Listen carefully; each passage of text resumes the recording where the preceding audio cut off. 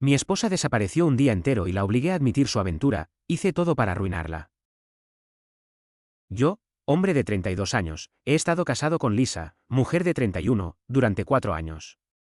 No quiero sonar cliché, pero realmente pensaba que teníamos un buen matrimonio.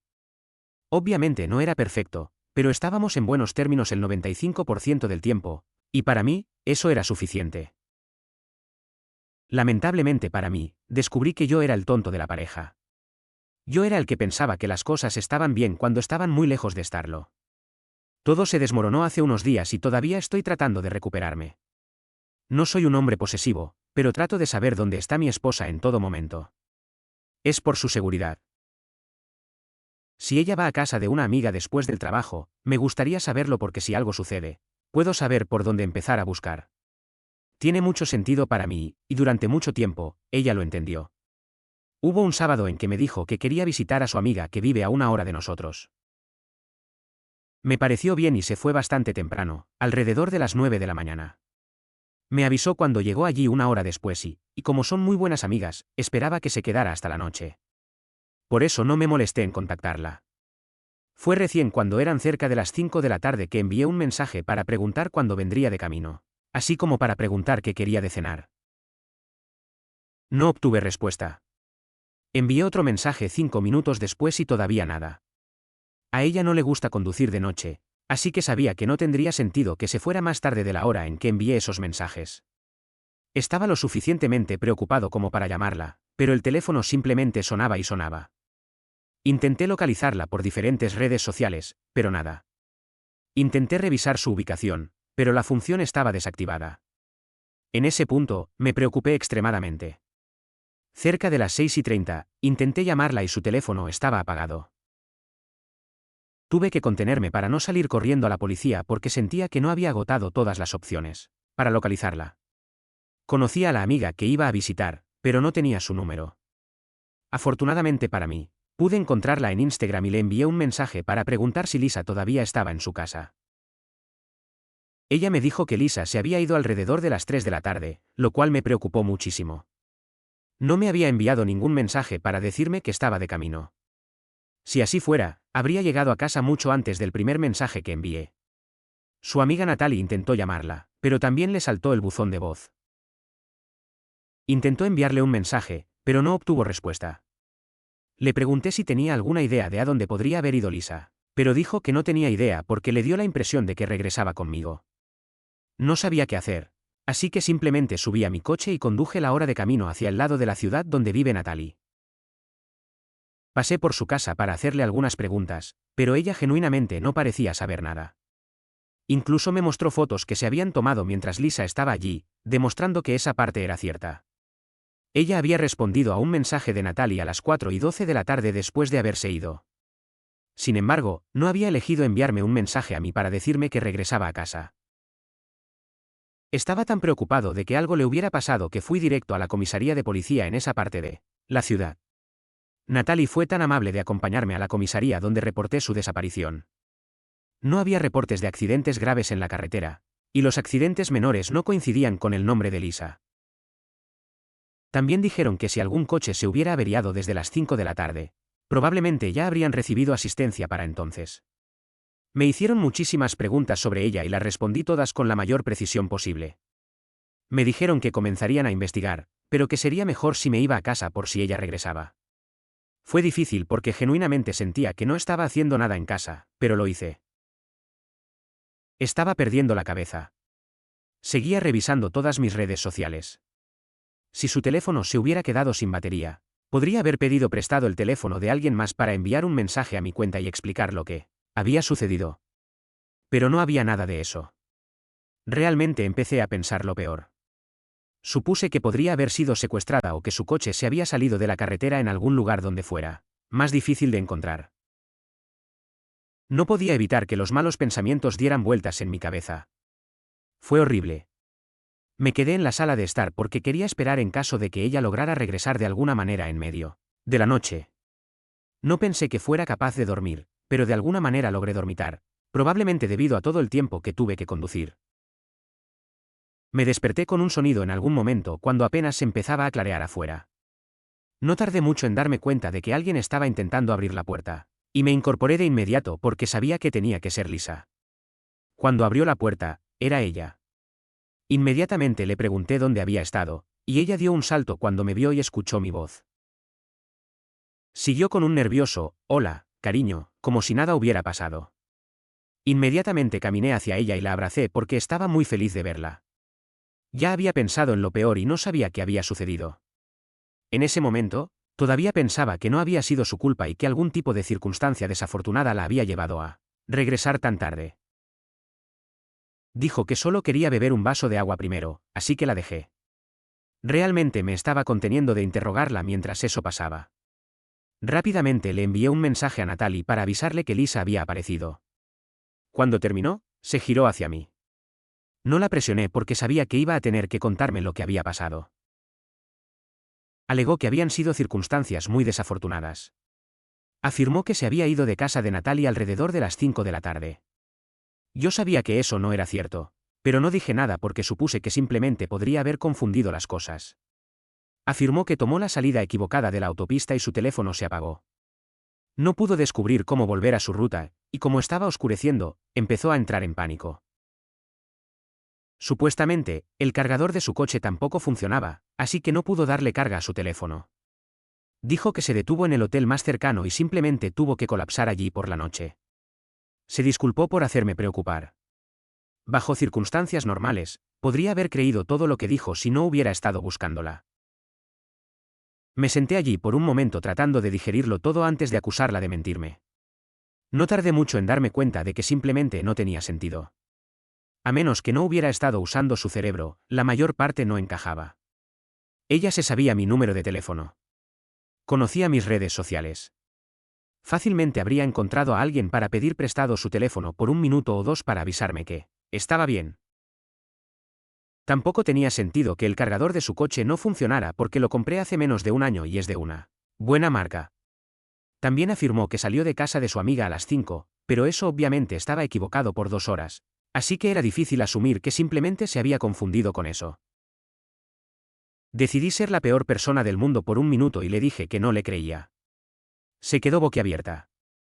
Le dije que había estado aterrado y que esperaba que algo realmente horrible le hubiera pasado, por eso, hice todo lo posible para averiguar dónde estaba. Le solté que ya había hablado con Natalie y que ella me dijo que se había ido de su casa a las 3 de la tarde. Como esperaba, me dijo que Natalie probablemente estaba equivocada con la hora. Le dije que no lo creía porque las 3 y las 5 eran horas muy distintas, y sería fácil notar la diferencia entre irse por la tarde o al inicio de la noche. No tuvo mucho que decir a eso. Simplemente insistió en que debía estar confundida. Señalé que su función de buscar mi iPhone había sido desactivada. Actuó como si yo fuera estúpido, enfatizando que su teléfono se había muerto. Me reí de eso porque sé que eso no importa, la ubicación se marca antes de apagarse, y se lo señalé. No tuvo nada que decir. Me aseguré de que le quedara claro que yo creía que lo había apagado intencionalmente. Le señalé que podría haber usado el teléfono de cualquier persona para llamarme o contactarme por redes sociales. No tenía sentido que no hubiera pensado en mí ni una vez durante todo su calvario, especialmente para avisarme que estaba bien. Yo merecía saberlo. Ella afirmó que no se le había ocurrido en medio de toda su preocupación. Le dije que yo no era estúpido y ella tampoco. Ciertamente se le habría ocurrido buscar una forma de contactarme para asegurarse de que yo no me preocupara. Le hice saber que la había reportado como desaparecida y se quedó sin aliento. Me preguntó por qué hice eso y le dije que era obvio porque pensé que algo le había pasado. Natalie tampoco tenía idea de qué le había ocurrido. Ella susurró que había estado diciendo la verdad sobre todo lo que le pasó. Le dije que no era así y que quería saber la verdad. Fui muy asertivo al decir eso. Sabía que si realmente estuviera diciendo la verdad, se defendería más, especialmente si yo insinuaba que mentía. Pero estaba acobardada. Ella no es una cobarde, en circunstancias normales, lucharía por sí misma. No hizo eso esta vez. Le dije que me iba a volver loco si no decidía decirme la verdad. Yo ya sabía que algo más estaba pasando. En ese punto, ya había considerado lo peor, que me había estado engañando con alguien. No se lo sugerí, quería que ella misma lo dijera. Sabía que no podía haber otra explicación. Prométeme que no te vas a enojar conmigo. Por favor. Esa fue la confirmación que necesitaba para saber que había estado mintiendo. Fui lo suficientemente inteligente como para empezar a grabar nuestra conversación en ese momento. Sabía que lo necesitaría. Le dije que no podía prometer eso, pero que cuanto más rápido lo soltara, más probable sería que yo no perdiera la cabeza. Tomó aire y me dijo que lo iba a admitir, pero me pidió que me sentara, así que lo hice. Vaciló durante mucho tiempo, y cuando me levanté agresivamente, me suplicó y dijo que hablaría. Le hice saber que estaba perdiendo la paciencia. Fue entonces cuando finalmente lo admitió todo. Había ido a ver a un hombre, exactamente como sospechaba. Afirmó que no había planeado verlo cuando salió de casa esa mañana. Dijo que él se había mudado a esa zona de la ciudad hace relativamente poco y ella decidió enviarle un mensaje, para saludar. También afirmó que cuando envió el mensaje, no tenía intenciones de reunirse con él. Pero esa parte definitivamente no la creí. De una forma u otra, él la invitó a su casa y ella apareció.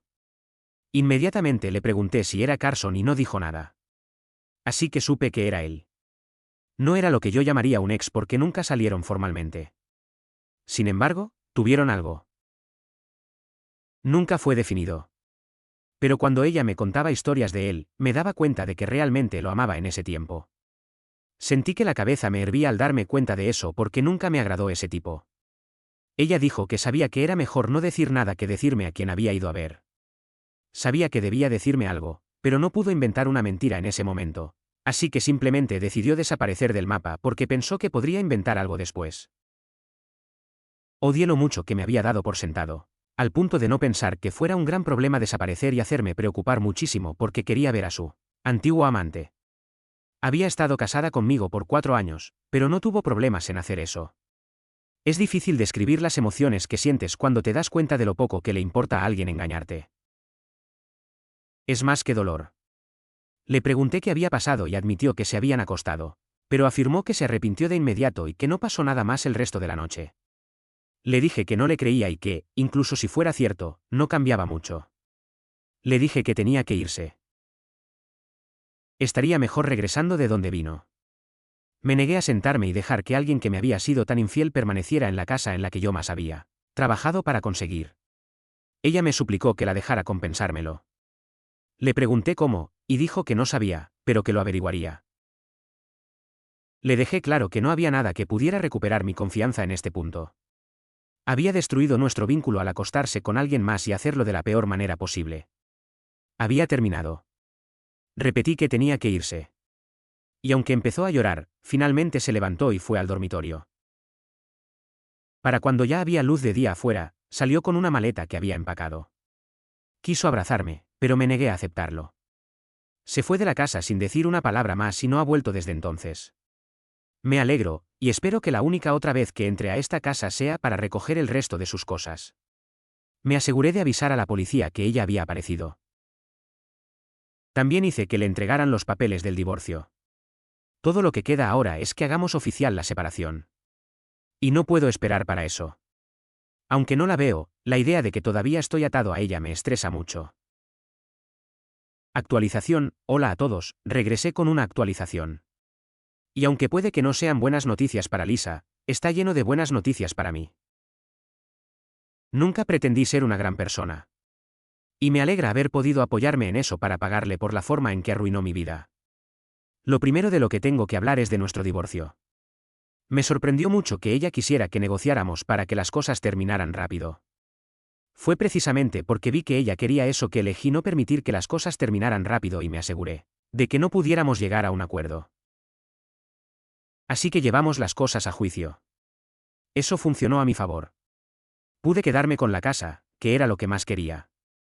Hay una pensión alimenticia, lo cual no fue sorprendente considerando que ella gana mucho menos que yo.